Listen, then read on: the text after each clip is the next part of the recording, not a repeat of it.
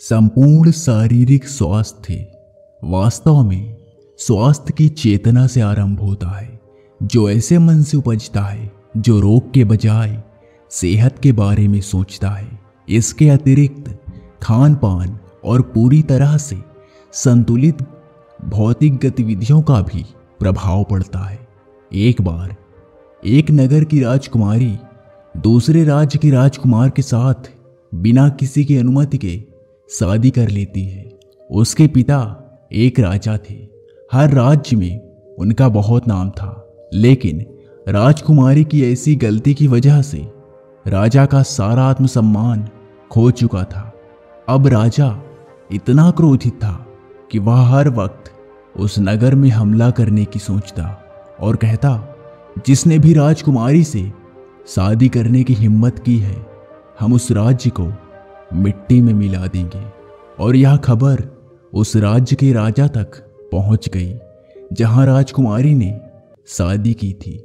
वह राजा बहुत ही डरपोक और नकारात्मक सोच वाला था।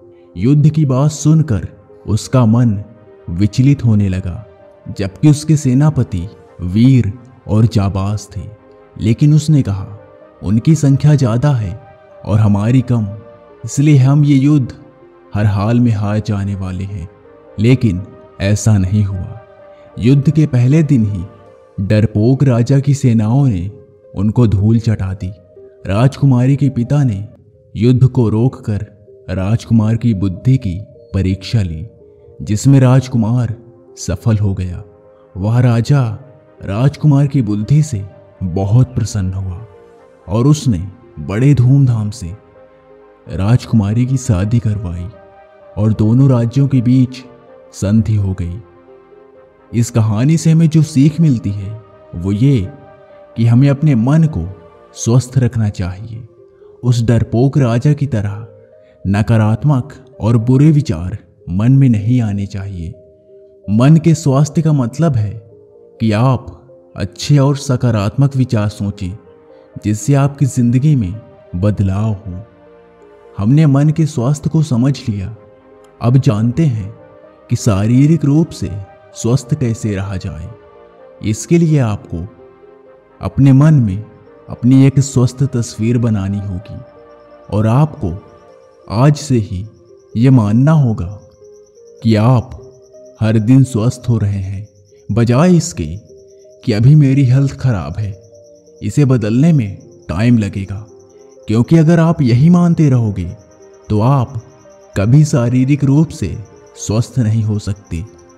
क्योंकि आप जो बोलते हैं, जो करते हैं, उसका प्रभाव आपके विचारों पर पड़ता है और आपके विचारों का परिणाम आपकी मानसिक और शारीरिक स्थिति पर दिखाई देता है। ठीक यही नियम सफलता के लिए भी लागू होता है। आप चाहे धनवान बनना चाहते हो, चाहे महान बनना चाहते हो, लेकिन अगर आप अपने दिमाग में असफलता और निर्धनता की सोच रखते हुए काम करोगे तो आप उस मुकाम पर नहीं पहुंच सकते। इसलिए मानसिक और शारीरिक रूप से स्वस्थ रहने का नियम यही कहता है कि पहले अपनी सोच को नकारात्मक बिंदुओं से हटाकर सकारात्मक पहलुओं पर रखें और हाथ में आई असफलता के कारण नकारात्मक सोचने के बजाय उसे एक सीख मानकर आगे बढ़ें।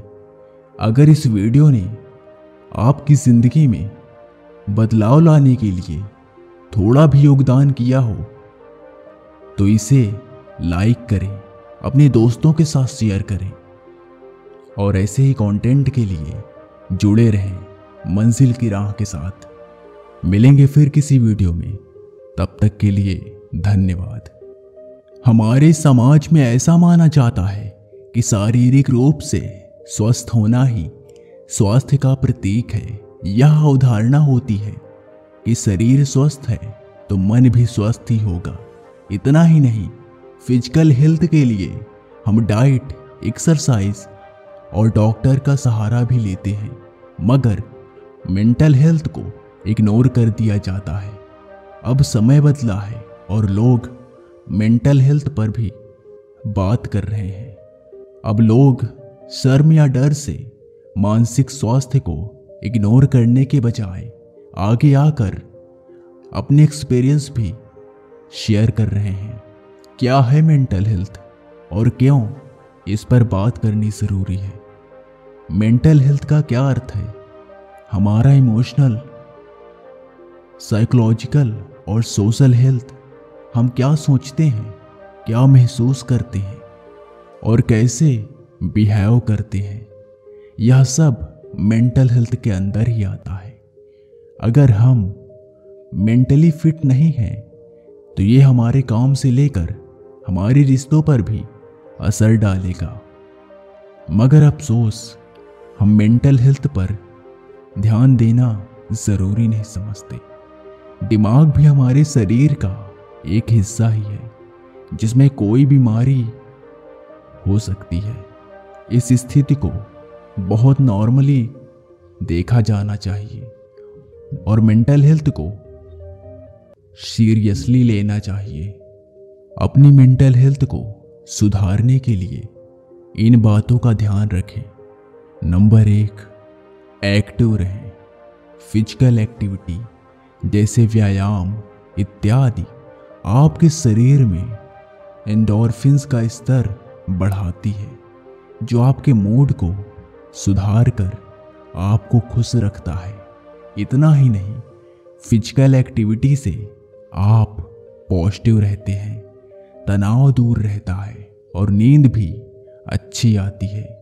इसके लिए जिम जाना ज़रूरी नहीं। आपको जो एक्टिविटी पसंद हो उसका सहारा लें। आप डांस, जुम्बा, योग जैसे कोई भी विकल्प अपना सकते हैं। Number 2, practice gratitude. हम अक्सर निगेटिव विचारों पर ज़्यादा ध्यान देते हैं।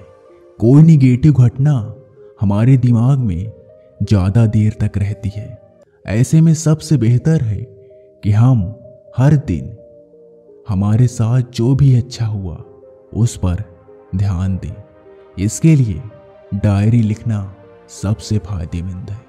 हर दिन 5 बड़ी बातों को लिखें जिसके लिए आप शुक्रगुजार हैं।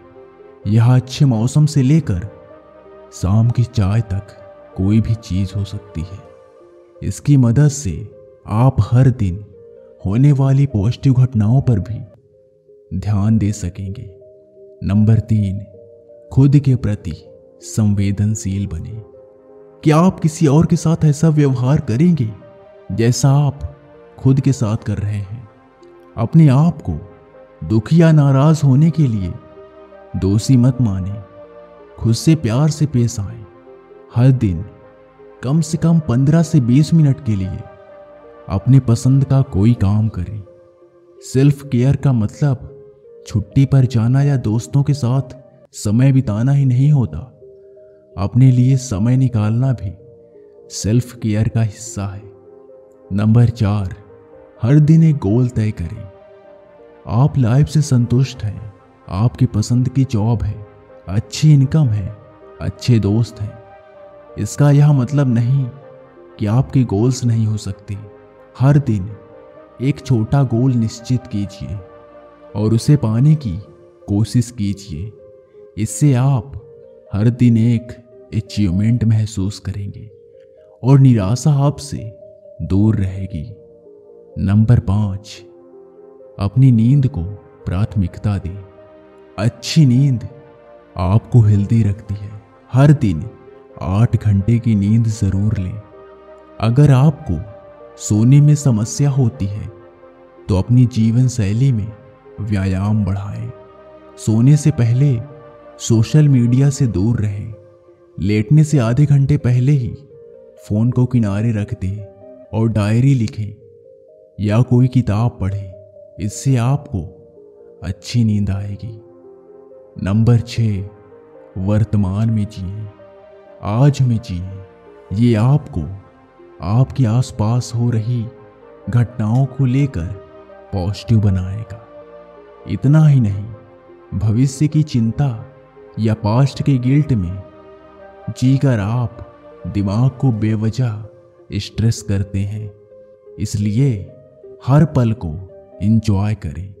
इन छोटे छोटे बदलावों से आप अपने मेंटल हेल्थ को सुधार सकते हैं।